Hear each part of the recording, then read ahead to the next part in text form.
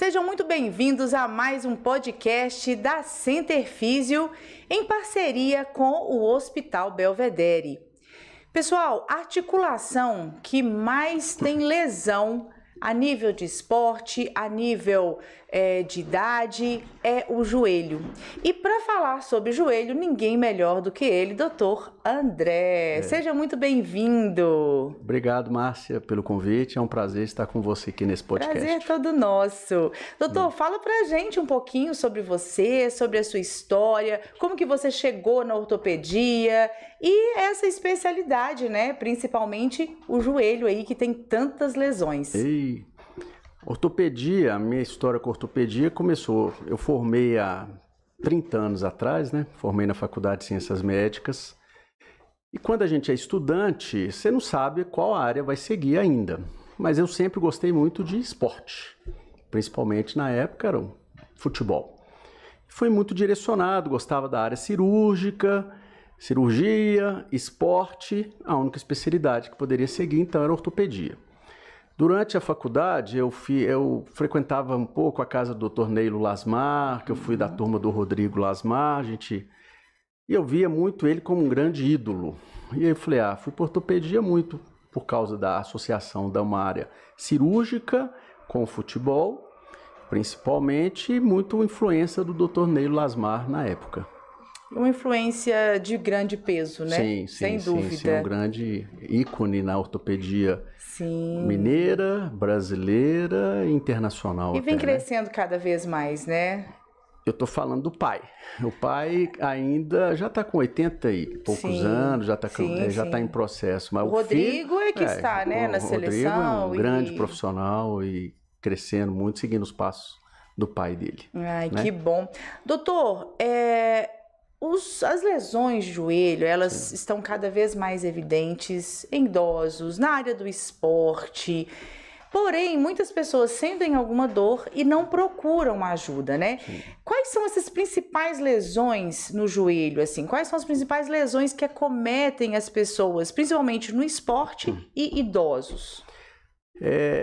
O joelho, ele é uma articulação que segura a mobilidade depende demais do joelho. Infelizmente, a população, cada dia que passa, está ficando mais obesa. E a articulação das articulações que são mais sobrecarregadas com o tempo, com a obesidade, é a articulação do joelho. Então, eu observo muito na sociedade atual, o que mais aflige o joelho é o sobrepeso. Com relação ao esporte, grande maioria das pessoas praticam esportes que na cabeça dele o esporte é o futebol, é o handebol, é o vôlei, mas não se prepara para esse esporte. No caso, uma musculação, uma estabilização articular. Isso começa a surgir as lesões degenerativas. Existem aquelas lesões traumáticas do esporte, que aí houve um trauma, uma queda, uma entorse, onde surgem as lesões meniscais, as lesões ligamentares, as lesões condrais, que são as lesões de cartilagem. No seu histórico, né, como ortopedista e principalmente como ortopedista do esporte, quais foram as lesões mais desafiadoras que você já esteve presente aí, que já presenciou e principalmente que você cuidou, né, na cirurgia ou que seja no tratamento conservador? Sim. As lesões mais assustadoras no joelho são as lesões multiligamentares, que uma pessoa rompe não somente uma estrutura nobre do joelho. Então rompe, por exemplo, lesões de ligamentos cruzados anterior, posterior, os ligamentos periféricos, que no caso os ligamentos colaterais medial, lateral, os meniscos mediais, laterais, fraturas condrais. Quando ocorre, por exemplo, uma luxação de joelho, a pessoa está praticando um futebol, ela sofre um tranco de um colega, o pé dela fica preso, o joelho torce sobre ele mesmo e acaba rompendo vários ligamentos. Isso é muito grave, é uma das lesões, se não é a lesão mais grave do joelho, porque além de romper vários ligamentos, acaba tendo uma chance enorme de ter uma lesão vascular. Então, é uma emergência ortopédica que tem que ser avaliado sempre. Então, os maiores desafios que eu já tive aí, né, ao longo desses 30 anos são as lesões multilagamentares, advindas principalmente de luxação de joelho com lesões vasculares graves. Doutor, a gente percebe que muita gente, quando vai iniciar uma atividade física, principalmente quando quer emagrecer, vou começar a correr, começar a fazer caminhada, e ele já inicia, né, uma atividade física, porém, ele não se preparou para isso. Qual que é a sua dica principal para essas pessoas que querem começar a atividade física e não tem nenhum tipo de preparo, ou um esporte? Atividade física, na cabeça da maioria das pessoas, é praticar um futebol. Vou entrar numa pelada de amigos, futebol, vou jogar uma pelada de vôlei. E principalmente hoje, que todo mundo quer emagrecer, acha que vou começar a correr. Aí vou para a avenida, eu vou para a Lagoa da Pampulha, vou começar a correr. E não pensa muito na estabilização articular do músculo, que tem que ser muito estável. A sugestão que eu dou a todo mundo que quer começar a fazer uma atividade física, primeira coisa é ver se pode fazer esporte, procurar um cardiologista. Vamos ver como que está a parte cardíaca, fazer um ergométrico, fazer um check-up cardiológico. A partir do momento que está tudo ok, vamos começar a me preparar. Eu gosto e quero praticar um esporte.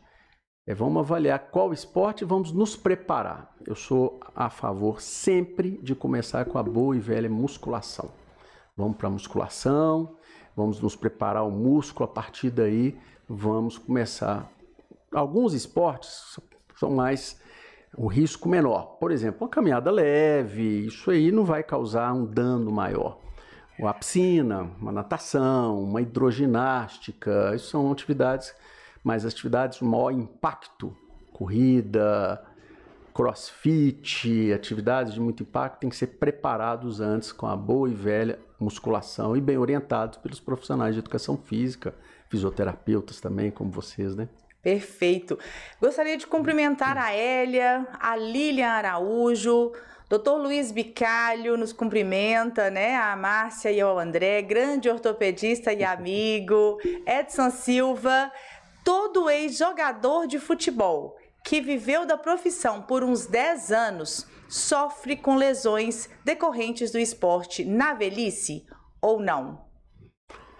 A grande maioria, sim. Primeiro nós temos que diferenciar um atleta na concepção, um atleta de alto rendimento e um atleta de final de semana. O atleta de alto rendimento é muito sofrido a vida dele. A sobrecarga é muito grande, principalmente para as articulações do joelho. Treinos de alta intensidade, apesar mesmo que tenha um preparo atrás dele, tem toda uma equipe, mas a carga é muito grande. Aqueles atletas que têm uma maior chance de terem doenças degenerativas são aquelas pessoas que têm uma deformidade angular no joelho, principalmente o geno varo. Os grandes atletas, né, em alguma das vezes, eles têm uma deformidade que o pessoal brinca, que é o cambota, né? É o garrincha. Eles têm uma maior chance. Eu brinco que é igual um carro mal alinhado. Com o passar do tempo, o pneu vai gastar um pouquinho. Então, a chance é muito grande de atletas de alto rendimento terem doenças degenerativas ao longo dos anos. Porém, aumenta muito a incidência aqueles com uma deformidade angular, no caso. Nós temos aqui a pergunta do Edson Silva, que ele fala o seguinte: lesionei meus 2 joelhos, menisco, devido a corridas sem fortalecer e a musculatura das pernas. Nós temos também aqui a participação do Guilherme Agreste, a Serena Beatriz, Dadinha Viana, Nilva Viana, e nós temos a Lília, que faz uma observação. Ela fala o seguinte: após passar por vários especialistas de joelho, o Dr. André foi o único que me explicou a fundo o que estava ocasionando o meu desgaste na cartilagem desde a infância. Que legal isso, hein, doutor André? Um grande problema que nós temos hoje na medicina é que grande parte, não estou falando são todos, grande parte de colegas não perde um pouquinho de tempo explicando o motivo daquela lesão. Apenas dá um diagnóstico e passa o tratamento. E os pacientes hoje, com a informação, eles não ficam satisfeitos com isso, né, Márcia? Ele quer mais informação e a gente não pode deixar muito solto os pacientes irem para as redes sociais, para os doutor Google da vida, agora tem um doutor ChatGPT, que a gente tem que orientá-los bem para que ele se sinta confiante e tenha uma maior adesão ao tratamento, né? Sim, e nós temos aqui o Guilherme Agreste, ele fala o seguinte: morro de medo de cirurgias. Há mais de 2 anos, sofro com dores que vão e vêm. Me tira esse medo. Qual o tempo total da cirurgia? Que tipo de anestesia é realizada? Guilherme, morrer de medo de cirurgia, todo mundo tem medo de cirurgia, né? Mas ninguém vai para uma cirurgia se ele não precisa. Eu falo com meus pacientes que o problema dele vai pedir uma cirurgia, ele vai nos chegar, ele vai a qualquer médico, ele vai a um cirurgião do joelho pedindo, vai demandando uma cirurgia para ele. Se você tem dor no joelho, nós temos que primeiro saber a causa dessa dor no joelho. A dor igual todos nós, a maioria das pessoas tem um carro, quando aparece uma luz vermelha no painel do carro, é um indicativo que tem algo errado. É a maneira do carro sinalizar que existe algo. O nosso corpo vai nos sinalizar que existe algo errado, como? Falando com a gente com a dor. Então tem que fazer, se está tendo dor no joelho, nós temos que investigar o porquê da dor e a partir daí fazer um tratamento e um planejamento para você. E sem contar que a medicina hoje está tão avançada, né, doutor? Então, assim, o processo cirúrgico tem sido tão tranquilo, o processo de recuperação. Então, assim, eu não vejo a necessidade desse medo todo, viu, André? Mas, claro, como o doutor André disse, tem que ser investigado, tem que avaliar se realmente os sinais, os sintomas, as imagens, né, os exames de imagem, se tem essa correlação aí e há necessidade de uma cirurgia.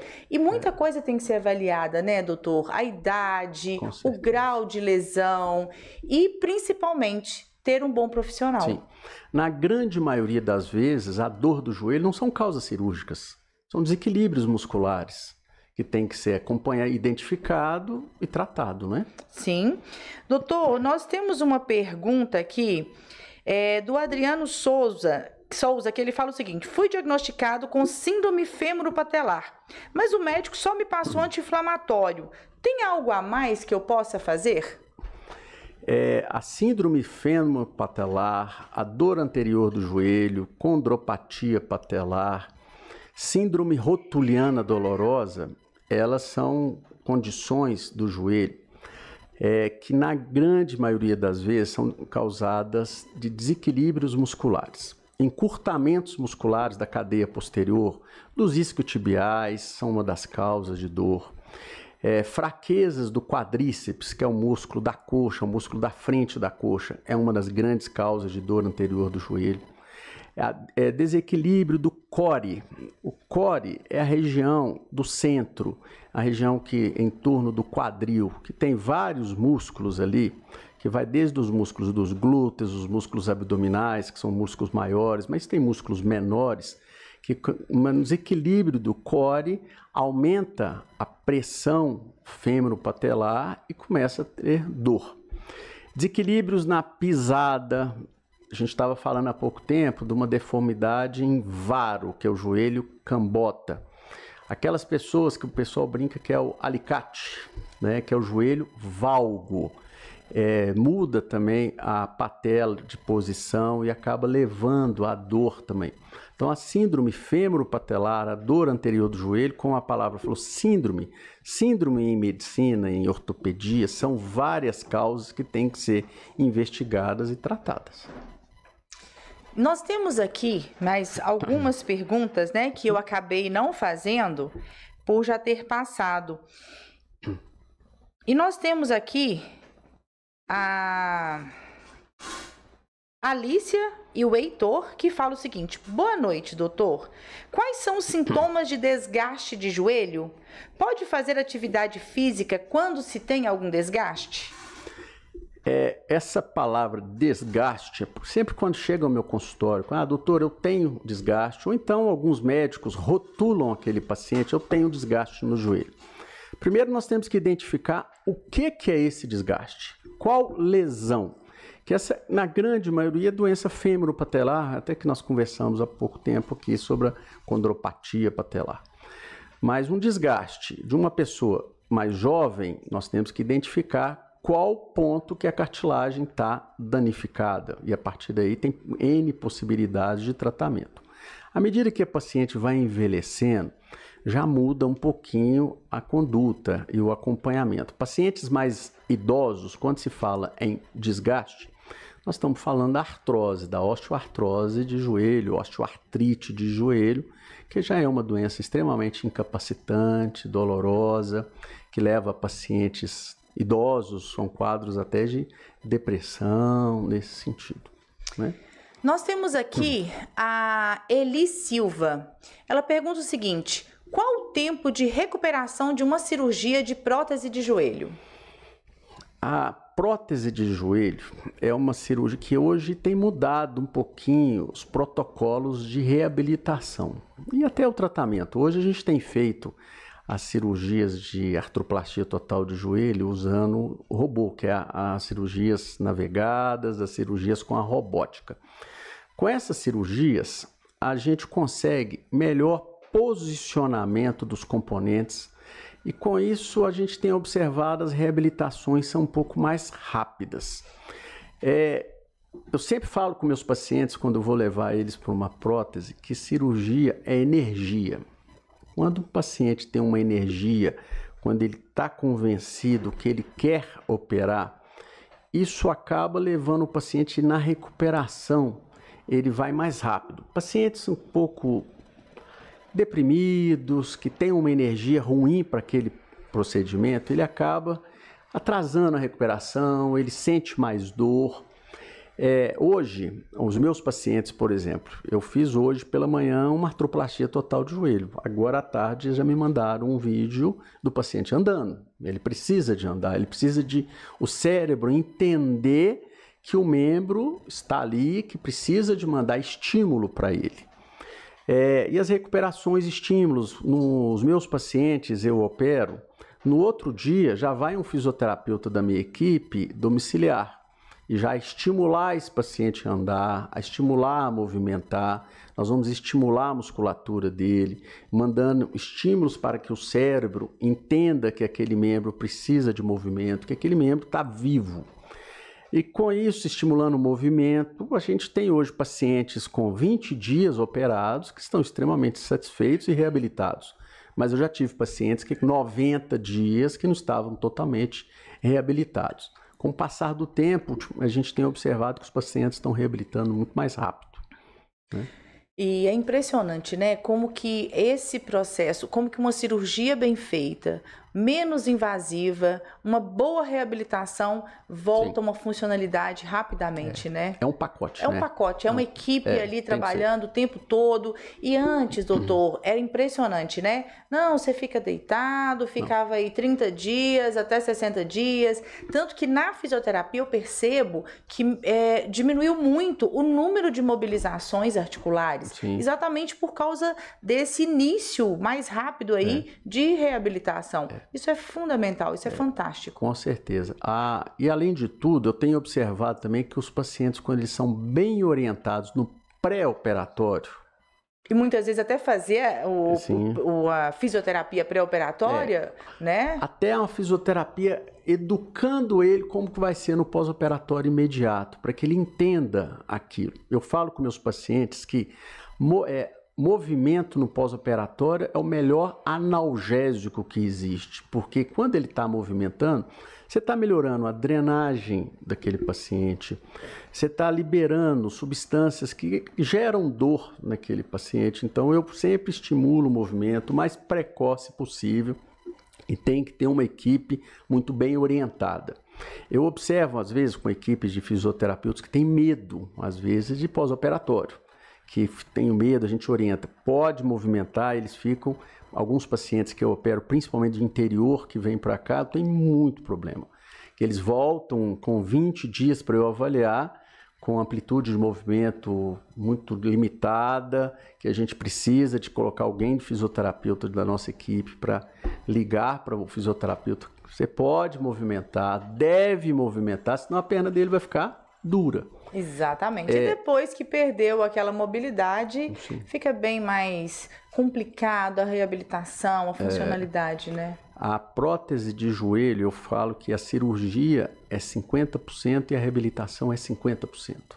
Não adianta você fazer uma cirurgia com o melhor ortopedista mais conceituado em São Paulo e fazer uma fisioterapia de baixa qualidade. A cirurgia não vai ficar boa. Concordo com você. Não plenamente. Vai ficar boa. Concordo, plenamente. Estou puxando a sardinha sua não, viu? Não, pode puxar sim, porque nós somos bons demais. Mas é isso, é verdade, é o que precisa. Eu trabalho com fisioterapeuta. É um bate-bola, né? Sim. Eu falo que se você fizer uma excelente cirurgia e não tiver bons fisioterapeutas, vai impactar no seu resultado e vice-versa. Se tiver um cirurgião ruim, não adianta encaminhar para um ótimo fisioterapeuta, né? Então, precisa trabalhar juntos ali, né? Nós temos aqui o Arley, que ele fala o seguinte: minha avó foi indicada que fizesse uma artroplastia. Nós da família temos muito medo de fazer, pois ela tem 75 anos. Quais são as possíveis complicações da artroplastia? Bom, a artroplastia total do joelho é uma cirurgia que tem um índice maior de complicações, porque na grande maioria das vezes, 99%, são cirurgias de idosos. A prótese do joelho não é feita em paciente jovem. E o jovem existem morbidades, existem comorbidades que têm que ser acompanhadas. Quando uma cirurgia ela é bem planejada, que faz uma bom pré-anestésia, uma avaliação cardiológica na pré-operatória, que faz uma avaliação pré-anestésica bem feita, uma avaliação vascular, uma avaliação odontológica é importante. Por que a odontologia é importante? Existem focos dentários que têm um risco maior de desenvolver infecção no pós-operatório. Então, pacientes que têm qualquer foco dentário tem que ser tratado. Então, a gente tem, preparando muito bem esse paciente, o risco de complicações é muito pequeno. Eu estou tentando lembrar aqui a última vez que eu tive uma complicação grande e não estou conseguindo. Já tive, lógico, mas eu não lembro quando o paciente é bem preparado, bem orientado. Agora, se um idoso ele tem doenças graves, doenças coronarianas, problemas de insuficiência cardíaca, grande número de varizes de membro inferior, que aumenta muito o risco de trombose, e aumenta demais as complicações. Sem dúvida, sem dúvida. Nós temos aqui a Raquel Cabanelas, né? Ela nos cumprimenta. Sim. Que bom ter você aqui, viu, Raquel? Doutor André, excelente profissional. O doutor André, o tratamento conservador de físio e infiltração pode evitar uma artroscopia, por exemplo? Desculpa, gente. Ei, Raquel, tudo bem, né? Pode, e muitas vezes podemos evitar, sim. Vários pacientes já chegaram para a gente. As artroscopias, vamos pensar no tratamento das doenças meniscais.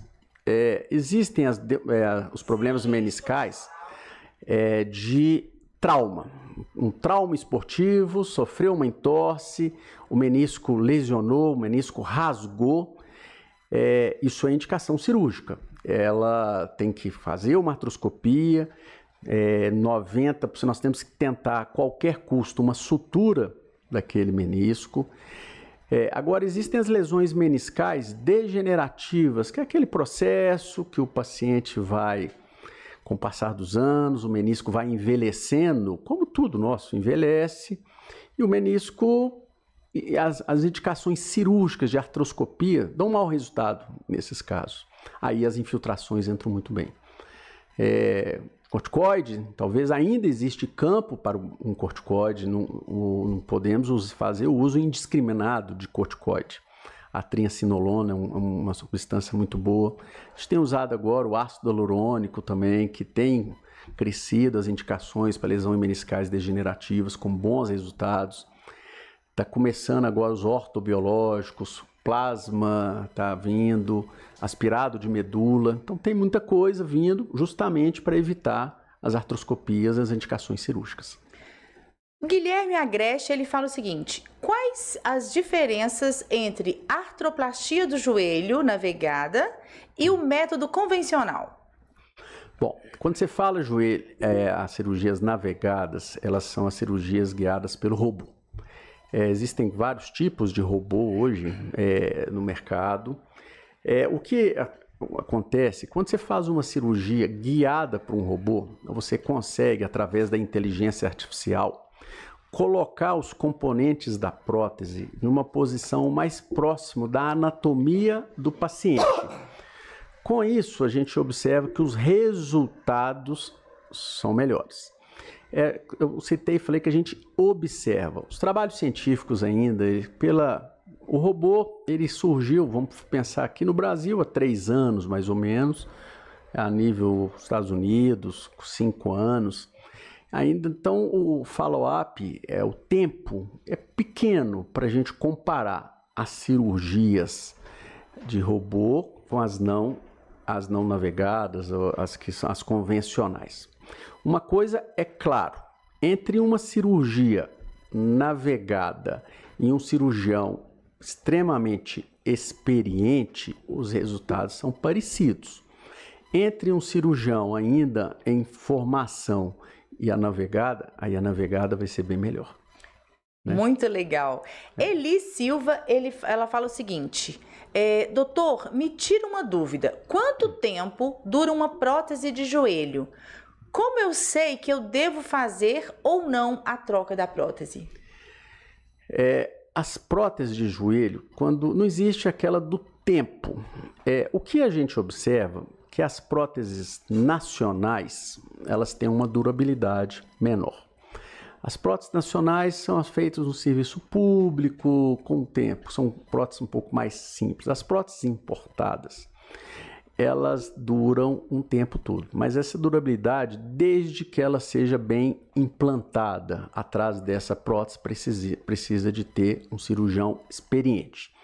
Então, por exemplo, se eu tenho uma prótese nacional feita por um cirurgião em um serviço de referência, um cirurgião experiente, com o tempo, essa prótese, se não acontecer nenhuma infecção, alguma coisa, essa prótese vai durar muito tempo.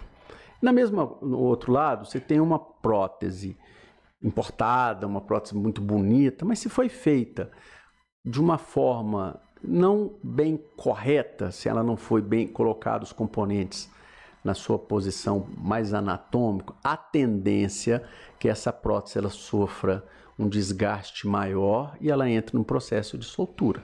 E tem que ver também a estrutura óssea Sim. do paciente, né, doutor? A qualidade de vida, a questão da alimentação, como que são os hábitos de vida dessa pessoa. Tudo isso também interfere nesse resultado, né? Ano passado eu tive um caso de uma paciente que é uma prótese importada, eu já sou um ortopedista já há muito tempo que eu faço cirurgias de prótese. Ela teve uma infecção de ouvido e essa infecção de ouvido ela foi para a prótese com 2 anos. Então a prótese dela durou 2 anos. Nós tivemos que tratar a infecção dela, tirar a prótese.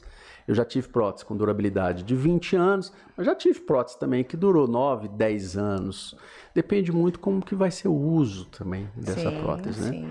Uma pergunta que ela fez, como ela sabe que é a prótese, né? O paciente começar a sentir dor. A dor, que é o desconforto, a instabilidade do joelho, aí ela tem que procurar um colega, um especialista em joelho para fazer uma radiografia e outros exames necessários. A dor é ruim de sentir, mas é um parâmetro muito importante, né, doutor? É o sinal que não tá legal. Lourdes Viana, boa noite, muito bom ter você aqui, viu? A Alicia e o Heitor, ela agradece, né, a resposta que você deu para ela. Cássio Renato, ele parabeniza o Hospital Belvedere. Ele fez uma cirurgia com o Dr. Sérgio Drummond. Que legal, hein, Cássio? Eu tenho certeza que você foi muito bem acolhido, muito bem direcionado aí por toda a equipe e, claro, pelo cirurgião Dr. Sérgio. Sim. O Arley fala o seguinte: Márcia, parabéns pelo podcast. Não sabia o quanto tive direcionamento para buscar bons profissionais. Estou me sentindo uma pessoa da área da saúde, de tanta informação que vejo aqui. Arley, que legal, que delícia ouvir sua mensagem.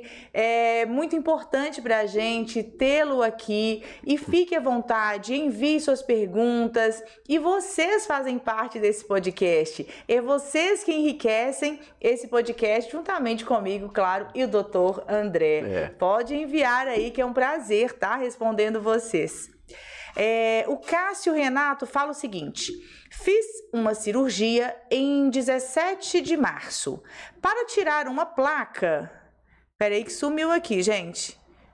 Fiz uma cirurgia dia 17 de março para tirar uma placa no fêmur no Hospital Belvedere e para depois colocar uma prótese com o Dr. Sérgio Drummond e Dr. Fernando. Excelentes profissionais.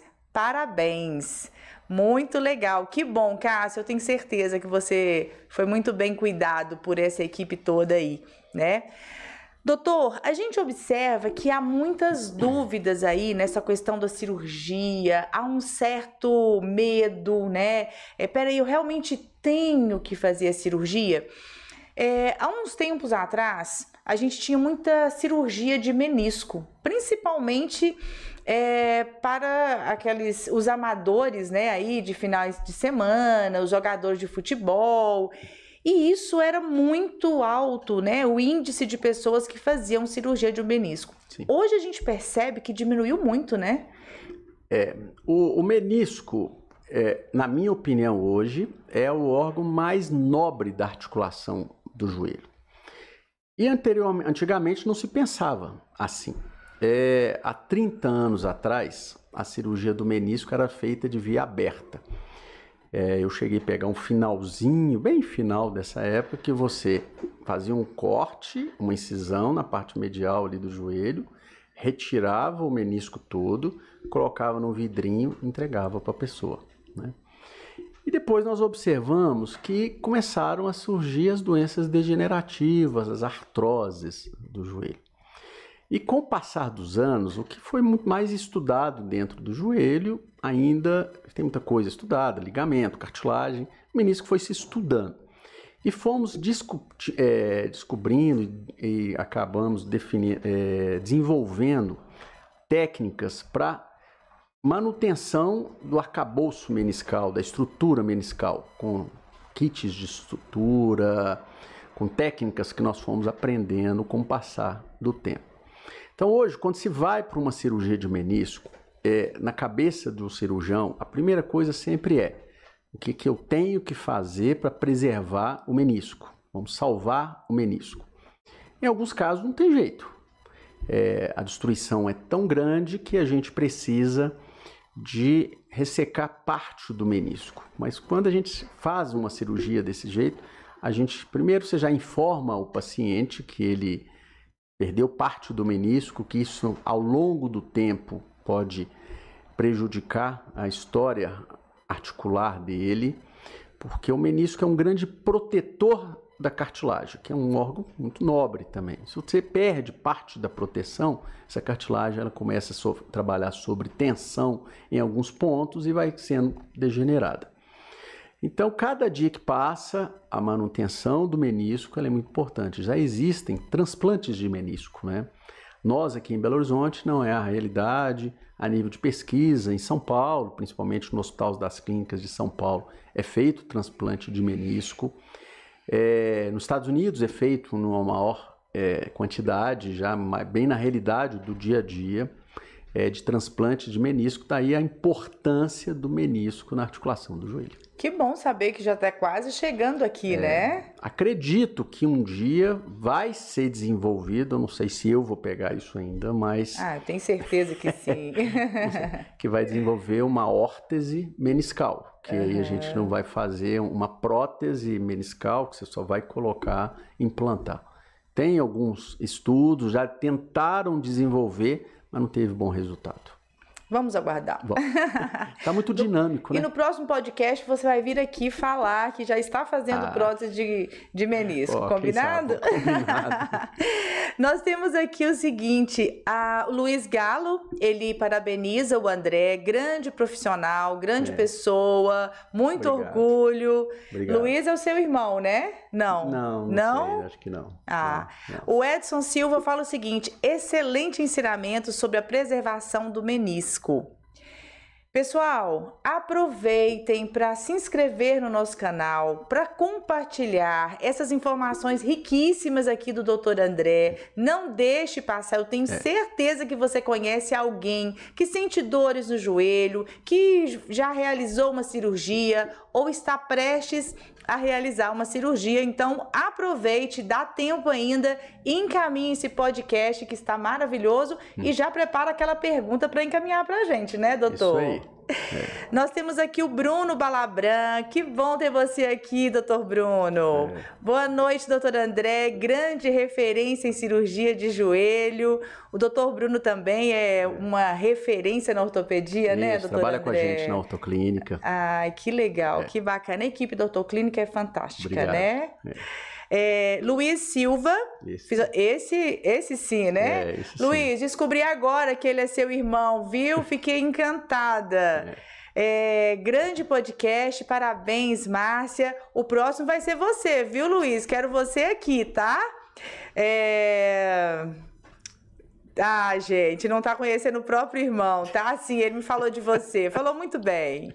A Marilene Gomes, ela nos cumprimenta e fala que o doutor André é um excelente cirurgião, um ótimo profissional. Realmente, viu, Marilene? Concordo plenamente com você e aproveita para enviar aquela pergunta, viu, Marilene? Ainda dá tempo.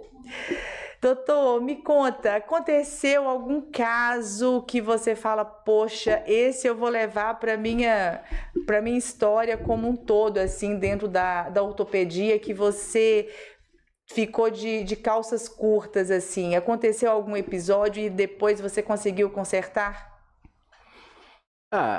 Falar que cirurgião nunca passou dificuldade, o cirurgião que falar isso, você está mentindo, né? As minhas primeiras artroscopias, hoje a gente faz uma artroscopia de joelho, por exemplo, em 15 minutos, mas a primeira artroscopia durou 4 horas. E claro, não via nada, gastamos o soro todo do hospital, como que é a curva de aprendizado da gente, com equipamentos ruins que a gente operava, e passava muito, o joelho infiltrava. Mas é tudo uma curva de aprendizado, né? Mas já várias e várias dificuldades que a gente já teve. No início, os anos vão passando, essas dificuldades vão diminuindo. Primeiro que a gente já não sofre tanto com as dificuldades e acaba resolvendo. Mas já várias vezes, já tivemos várias dificuldades que já tivemos. Eu tive uma situação grave. Ela é uma paciente que eu fiz uma prótese nela. Isso já deve ter uns 7 anos, mais ou menos. Ela ficou bem, depois fiz uma prótese do outro joelho dela, e ela acabou com uns 4 anos, mais ou menos, começou a sentir uma dor no joelho. Ela nos procurou, identificamos que a prótese dela esteve infectada, a prótese infeccionou. E na época ela estava com uns 82 anos, mais ou menos. E ela operamos ela. A cirurgia de revisão para uma prótese infectada é uma cirurgia difícil, o paciente tem que ficar internado um bom tempo, tomando antibiótico venoso, ele fica um tempo com um espaçador. Depois nós seguimos todo o processo, o protocolo, colocamos uma prótese de revisão nela e depois ela caiu, ela estava desenvolvendo Alzheimer. Aí ela caiu, a ferida abriu e infectou de novo a prótese dela. E uma paciente que não estava, a parte cognitiva dela não estava bem. Tentamos um tratamento um pouco conservador, protelar muito a nova intervenção cirúrgica dela. E depois ela estava com muita dor, chegamos à conclusão, o que nós vamos fazer? A opção de tratamento seria uma artrodese. A artrodese é uma cirurgia que a gente tira a prótese e faz uma união dos ossos. A perna dela fica dura. Uma cirurgia grande, com a morbidade muito grande. Uma paciente que estava com muita dificuldade e a parte cognitiva dela já estava morando numa casa de repouso. E aí acabei chegando à conclusão junto com a família que o melhor dela seria uma amputação. Foi muito traumático quando nós conversamos. Sem dúvida. Na hora que falamos amputação, família inicialmente não podemos. Aí nisso, em 3 meses, chegamos à conclusão que seria o melhor para essa paciente e fizemos a amputação dela. Esse paciente até do interior. Até hoje, de 3 em 3 meses, o marido, o filho me mandam mensagens. Foi a melhor coisa para ela, que ela não entendia, ela não conseguia andar. Acabamos com a dor dela. Então, medicina é isso. Ser médico não é fácil. Em alguns momentos, a gente tem que tomar algumas decisões difíceis, sofridas para nós, médicos mesmo, e para a própria paciente. Mas é sempre pensando no melhor do paciente, né? Doutor, nós temos uma pergunta aqui do direct do Instagram. Sei. Ele é o Jefferson Assunção. Eu sou atleta de final de semana e faço treino na academia apenas uma vez por semana. Não consigo mais. Porém, no dia seguinte, eu sinto muitas dores. Posso ter alguma lesão séria no joelho? A chance de ter lesão séria é pequena. Você já me falou, você faz a parte de fortalecimento, a musculação somente uma vez. Não está estabilizando, a articulação está fraca, está desequilibrada, isso está levando. O joelho provavelmente está te sinalizando que precisa de um fortalecimento e de estabilização. Se você for para uma academia, estabilizar, fortalecer e mesmo assim continuar com a dor, aí você tem que procurar um ortopedista na área de joelho para fazer um diagnóstico preciso. Doutor Edson Silva fala o seguinte: o tratamento do joelho do Ronaldo Nazário, ex-jogador, naquela época, no início dos anos 2000, foi incrível, devido ao rendimento que ele ainda teve no futebol. Imagino que o senhor conheceu bem essa lesão, doutor. O Ronaldo, ele teve várias das lesões. A lesão que ficou mais gravada em nossa memória é que ele teve uma ruptura do tendão patelar, né? É uma ruptura grave, ele foi operado por grandes cirurgiões, fizeram reforços necessários na cirurgia dele, fez um trabalho de reabilitação. Esses dias eu estava assistindo até um podcast com ele mesmo. Ele sinalizou que ele abriu mão da vida dele por 1 ano. Ele não saiu, ele mesmo fala que não bebeu, que é focado na recuperação. É uma das causas que ele conseguiu voltar à tua vida esportiva em excelência, que conseguiu ganhar um título mundial, jogar em alto rendimento ainda. Então, é o pacote. Foi feita uma cirurgia por um grande cirurgião e foi feito um trabalho de reabilitação por bons profissionais, mas ele também entendeu que ele precisava abrir mão de muita coisa na vida dele para ter um foco dele, né? O paciente é o eixo, né, doutor? Não adianta, ele tem que participar, ele tem que se envolver, tem que se dedicar realmente ao tratamento. E muitos pacientes, infelizmente, eles se preocupam com a ausência de dor. E muitas vezes a ausência de dor é apenas parte do processo, né? Ele ainda não teve aí uma reabilitação adequada, não teve um fortalecimento, não teve ganho de propriocepção, ganho de equilíbrio, e ele quer voltar às funcionalidades sem seguir as orientações adequadas. Infelizmente, os resultados não são tão satisfatórios, né? Com certeza. Hoje, cada dia que passa, quando a gente acompanha muito futebol, ou qualquer esporte, o atleta hoje ele é muito bem trabalhado do ponto de vista estrutural, os fisioterapeutas, o pessoal da fisiologia, eles acompanham. E hoje, por exemplo, tem um exame que todo atleta, e até para não atleta ele é possível de se realizar, que é um teste isocinético.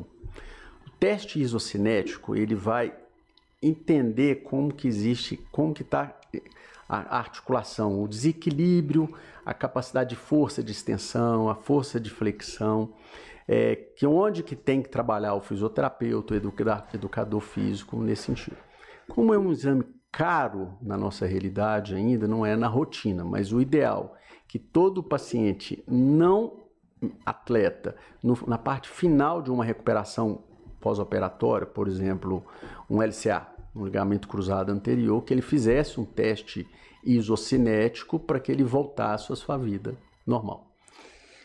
A Adma Assunção fala o seguinte: Márcia e doutor André, estou adorando todo esse esclarecimento sobre o joelho. Doutor André é um grande profissional. Concordo com você, viu, Adma? E vale a pena acompanhar sempre aí o doutor André. Daqui a pouquinho a gente vai passar o Instagram dele e vale a pena estar sempre atento aí a essas informações, né, doutor André? O Edson Silva fala o seguinte: devido ao fato ser muito comentado, com a evolução da medicina, hoje seria muito diferente? Eu acredito que ele fala do caso do Ronaldo Nazário. Sim. Repete que eu perdi. Devido ao fato ser muito comentado, com a evolução da medicina, hoje seria muito diferente? O Ronaldo já fez um tratamento de ponta. Acredito que no caso específico, Ronaldo, o tratamento seria esse, não ia mudar muita coisa, não. Todo mundo comenta muito, talvez ele queria falar do Reinaldo. O Reinaldo é um antigo jogador do Atlético, muito famoso, um jogador que teve sua carreira encerrada muito precoce por causa de lesões do joelho, principalmente o menisco. Ele teve lesões meniscais, que na época foi feita uma cirurgia que nós conversamos há pouco tempo, né, uma cirurgia aberta, desequilibrou o joelho dele, levou para um processo de artrose grave. E hoje o Reinaldo, você observando ele andar, ele tem muita dificuldade de andar, que deve daqui a pouquinho tendo que fazer uma artroplastia total de joelho. Nós temos aqui também uma pergunta do Luiz Henrique. Ele fala o seguinte: tive fratura do platô tibial. Quanto tempo após a cirurgia que você recomenda o uso de muletas? Estou achando o meu caso muito demorado. A fratura, primeiro a gente tem que saber se foi o tratamento conservador ou cirúrgico. Quando se faz uma cirurgia bem feita e se consegue uma estabilização daquela fratura, a mobilidade tem que ser o mais precoce possível, né? Muleta de apoio para tirar carga, 6 semanas, 8 semanas. Mas um tratamento, se for uma fratura conservador, talvez aí também 6, 8 semanas. Tem que ver o tipo de fratura. Fratura de platô é uma fratura muito grave e tem que se acompanhar. Hoje, por exemplo, por coincidência, hoje me procurou uma paciente no consultório, uma senhora de 60 e poucos anos, que ela teve uma fratura de platô que não foi bem conduzida. Na época, é engraçado o que eu vou falar, ela foi para um colega que foi indicar tratamento cirúrgico. Uma fixação da fratura do platô. Mas foi em outro que indicou, não foi indicada a cirurgia, optou. E na grande maioria das vezes, os pacientes optam por tratamento não cirúrgico. E houve um colapso da fratura, a altura do platô diminuiu, ela está com a perna com uma deformidade grande e hoje a única resolução para ela é uma prótese de joelho. Então, uma má conduta há uns 5, 6 anos atrás e pelo medo de cirurgia, nós até discutimos um pouquinho isso aqui, né? Acabou levando uma fatalidade maior, que ela vai ter que fazer uma prótese nesse sentido. Que pena, né? Uma conduta mal feita, né? Mal conduzida. Uma escolha mal feita acabou levando aí, né? Uma artroplastia total de joelho. Os pacientes hoje, lógico que eu acredito que todo mundo tem que ir atrás da segunda, terceira opinião. Terceira eu não sei, mas na segunda opinião.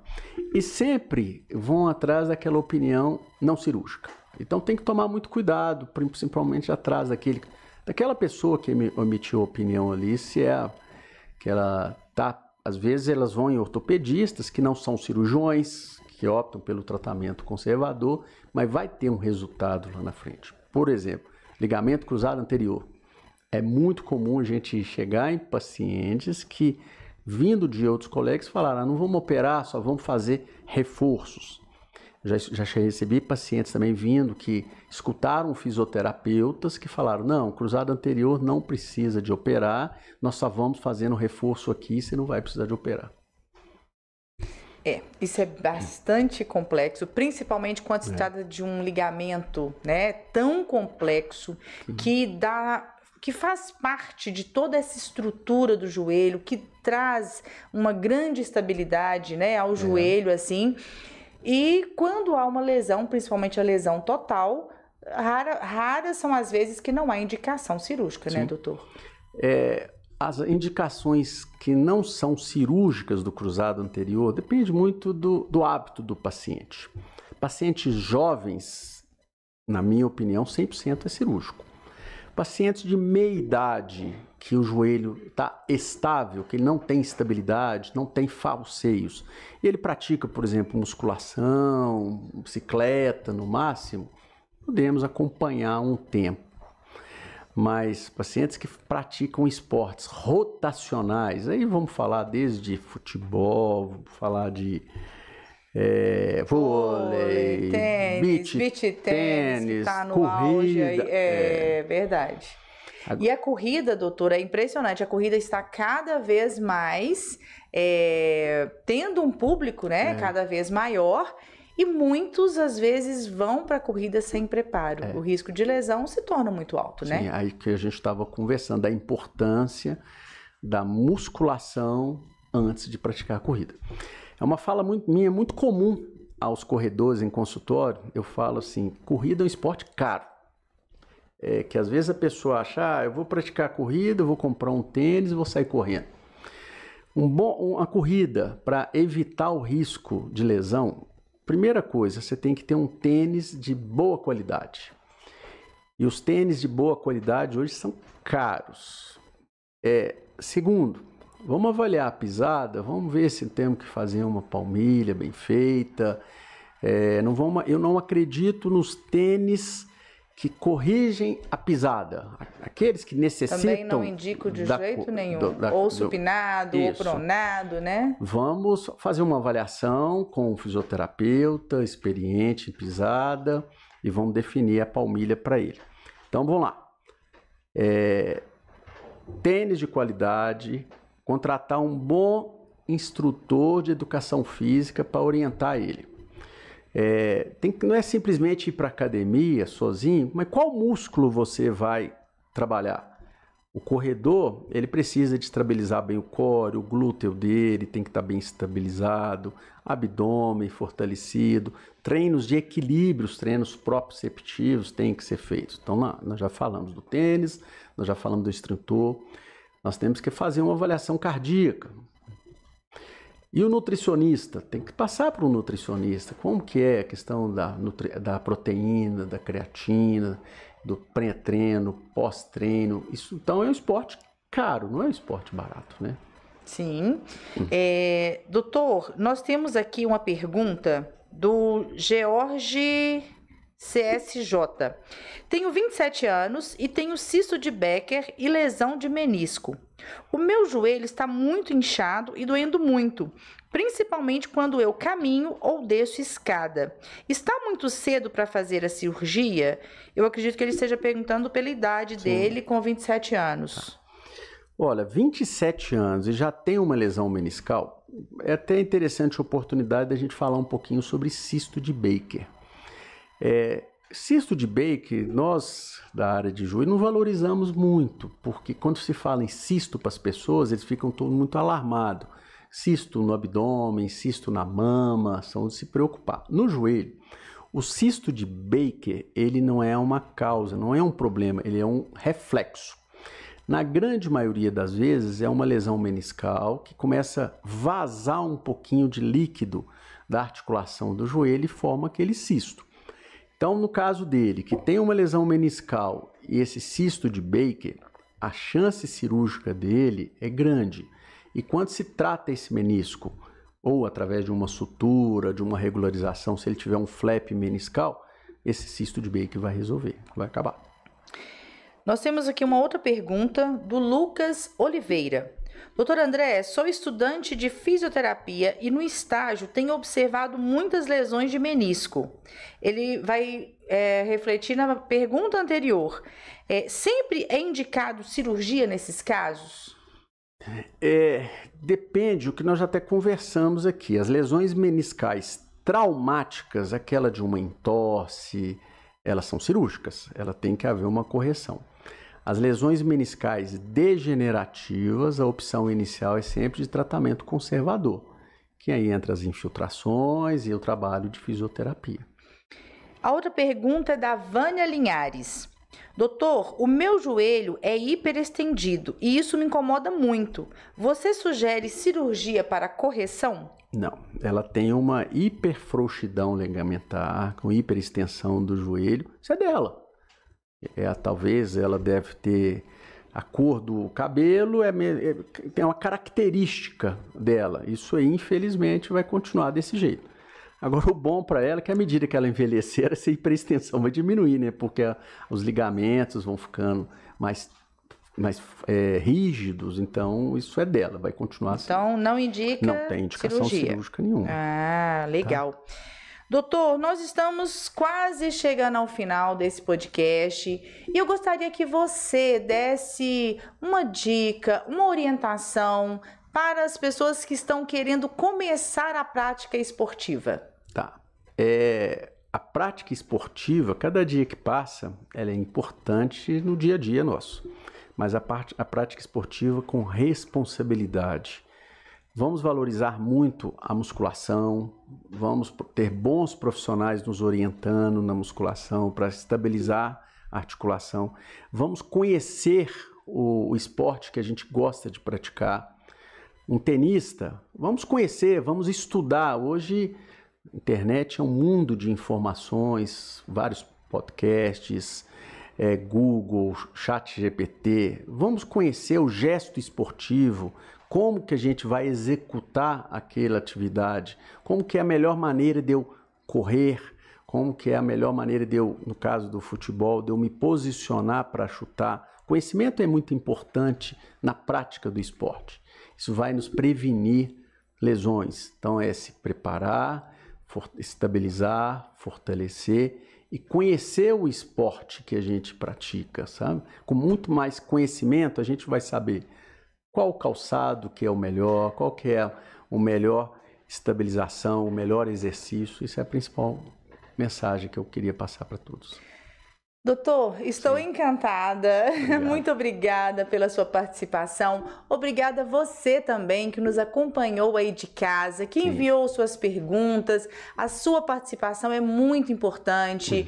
Aproveite, caso você ainda não seja inscrito, se inscreva no nosso canal. Semanalmente nós temos o nosso podcast em que recebemos médicos, fisioterapeutas, fonoaudiólogas, psicólogos e vários profissionais da área da saúde, exatamente para trazer até você várias informações sobre como ter qualidade de vida, como cuidar melhor da sua saúde para que tenha uma vida longínqua aí, com muita qualidade e com muita saúde. E hoje aqui nós recebemos o Dr. André Luiz, foi assim um podcast muito gostoso, com muitas informações. Eu acredito que as pessoas que estão em casa estão hoje bem mais esclarecidas a respeito de tantas lesões aí do joelho e quais são as melhores decisões a serem tomadas. Eu que agradeço a oportunidade.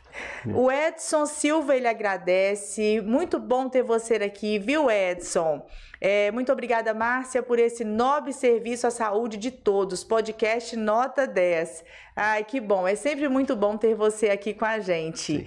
E o Luiz Silva fala o seguinte: muito bom, excelente tudo. E o Luiz, doutor Luiz, ele é fisioterapeuta, irmão do doutor André, vai estar aqui com a gente logo, logo para a gente dar altas dicas sobre exercícios, sobre qualidade de vida, sobre reabilitação e a gente vai estar passando aí depois para vocês. Eu pego ele nem que seja no laço, gente. O Edson Silva fala o seguinte: obrigada, doutor André, pelas informações. Joia. Gente, com uma aula dessa do Dr. André, eu acredito que vocês queiram saber onde encontrar o Dr. André, né? Ah, isso aí é bom, né? Eu estou sempre disponível para as consultas na Ortoclínica, clínica de ortopedia. Ela fica localizada ali na região da Pampulha, na Avenida Pedro I, 1154. Uma clínica excelente, a qual nós somos parceiros, né, doutor André? E realmente uma clínica que naquela região é o diferencial realmente, e indico, sim, claro, tá na região do centro, vai para Centerfísio, tá na região ali da Pampulha, né, mais ou menos, vai para Ortoclínica, que vocês vão ser muito bem cuidados. A Lília Araújo fala o seguinte: parabéns, doutor André, médico excelente, com uma equipe super preparada. Obrigado, Lília. Gente, é isso. Aproveitem para se inscrever no canal, aproveite para compartilhar, que esse podcast ele fica gravado, então você pode assistir várias vezes, né? Pode encaminhar para várias pessoas que você quiser. E claro, se quiser acompanhar um pouquinho mais do meu trabalho, você vai me seguir no Instagram, Márcia M. Figueiró.